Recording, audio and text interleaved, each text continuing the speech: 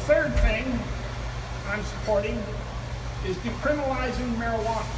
Yeah. Nobody should be arrested or booked or fingerprinted or have their photo on mugshots.com Or their car towed. Or convicted or denied employment merely for having a joint in their pocket. Driving under the influence of pot should remain a crime, but simple pot possession should not. If you go to a Willie Nelson concert, you're sitting there and you take a joint from the person on your left and pass it to the person on your right, in this state, that's felony distribution. This is wrong. Prosecuting pot crimes is a waste of scarce law enforcement resources. Hear, hear. Yeah.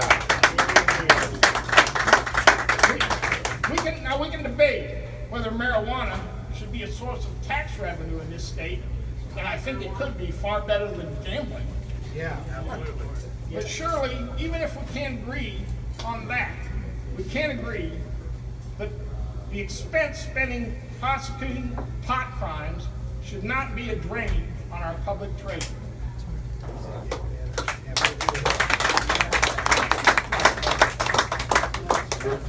So those are my ideas. Death with dignity, a real homestead law, and decriminalizing pot. Now, none of these ideas will happen without your support, and I need and am now asking for your support.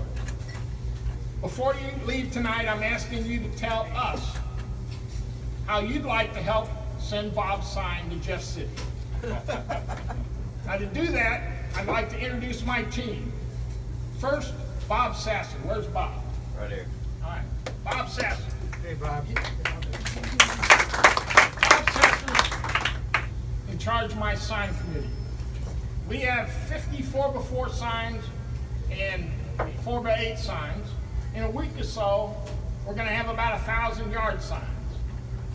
If you're willing to help put up or manage or maintain or find locations for these signs, talk to Bob. A local campaign for office is not won with signs, but no local campaign can win without it. A good sign campaign gets her name out, encourages our supporter, and it's just like planting your flag.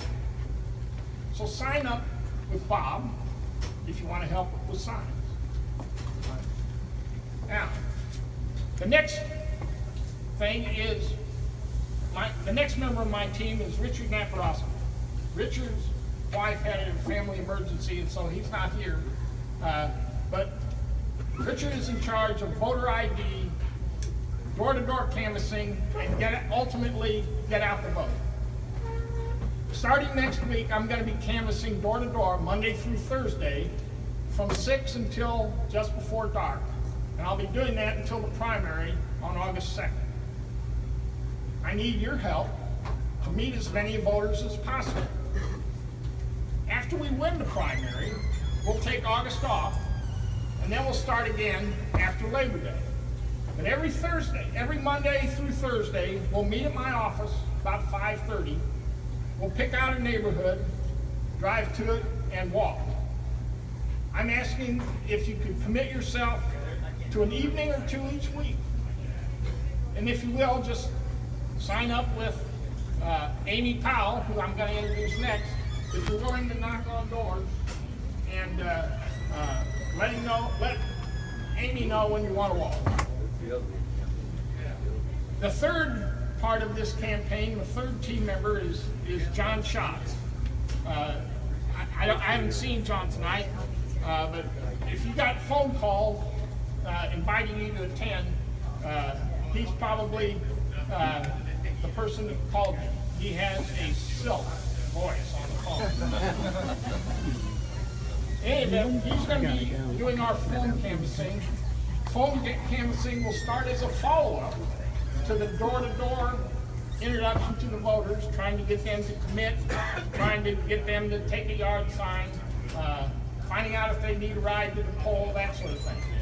So if you want to help with phone canvassing, well, just let us know.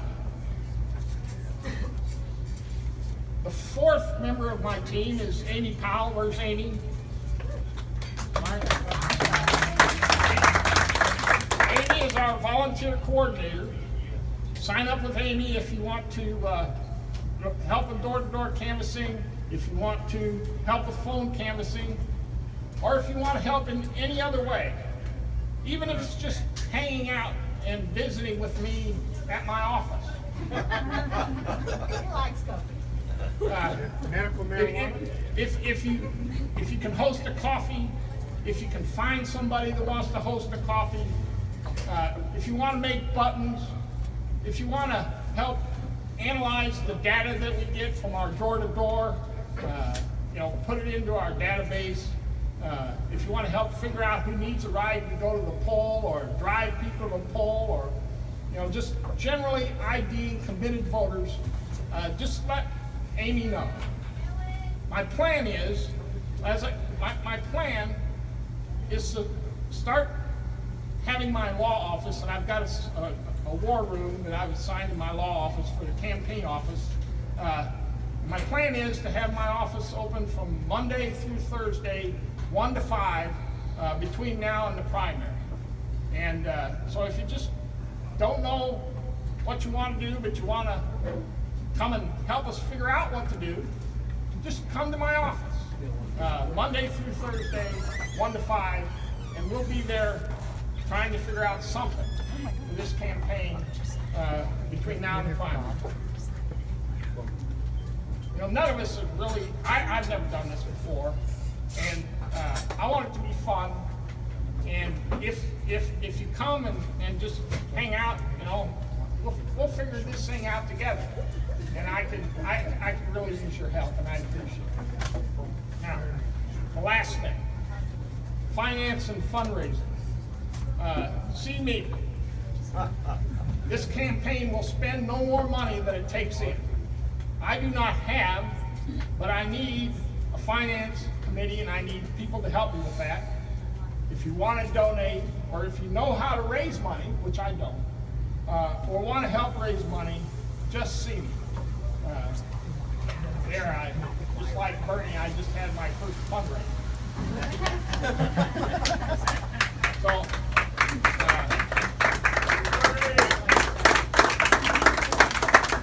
well, thank you for coming. I really appreciate you folks showing up and expressing your confidence in me.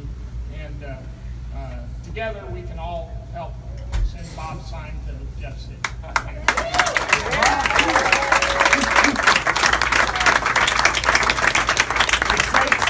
It takes each one of you to do your part for our country. Our country isn't founded on someone else doing the work. It's our country. This is our county. This is our area. If any of you have a home in the district where you can have a coffee, you can invite 6 neighbors. How many do we have? 10, 15 neighbors at my house a week or so ago. It was nice. Those are my neighbors. They came by, we had some coffee and talked in the backyard and had actually a few burgers. Those people got to meet Bob Sweere, and we probably brought in 10 new people, and they brought a little money with them. Money helps, it expands your voice multiple times over. Because when you get the word out, you get the word out in newspaper, you get a little TV ad, you're going to multiply